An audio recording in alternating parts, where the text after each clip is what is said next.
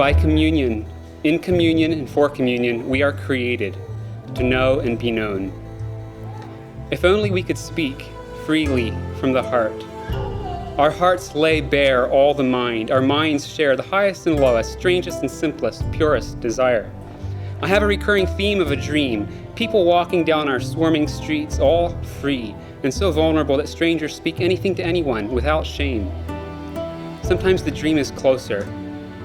Friends sitting in a small circle, almost talking, almost saying exactly what they almost feel.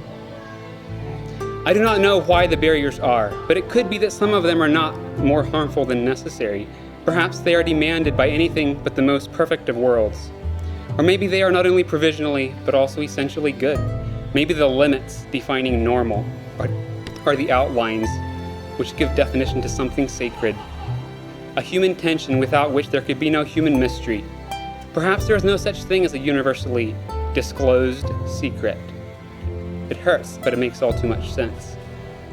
This dream is why, when I consider the inexpressibility which is music and the making of music, I want to describe it as the movement of the universal secret, a dimension of living and being which somehow bypasses the rules of the universe. Song fully sung is an outlet of meanings which would, if they could be spoken, be scandalously, perhaps blasphemously personal. If they could be spoken. But there is another question. Are there even any real meanings here at all? Maybe it is only an illusion that the friends sitting in the circle are not quite saying all they feel. Perhaps the strangers could share all they wanted on the swarming streets. They would find they have nothing to share. I myself do not know what it is I am talking about and what these meanings might be in words. Maybe they do not exist apart from the song. Music makes the meanings behind the locked door in the moment of the opening of the door, and even the door is lost when the music ceases. But if this is all, why does the dream feel bigger than the song? Only in sleep I see their faces, children I played with when I was a child. Louise comes back with her brown hair braided, Annie with ringlets warm and wild. Do they too dream of me, I wonder, and for them, am I still a child? As involves music heightens in Teasdale's words a longing for a communion like the simplicity of childhood, possible now only in memory unguarded by consciousness. If we cannot find our friends when we are awake, it would at least be a healing comfort to know that they too have the same dream. And that is what the song Only in Sleep is.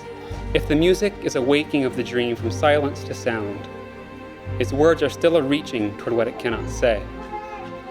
There are not enough kinds of waking, but we can sing together our reaching, sing our separateness together.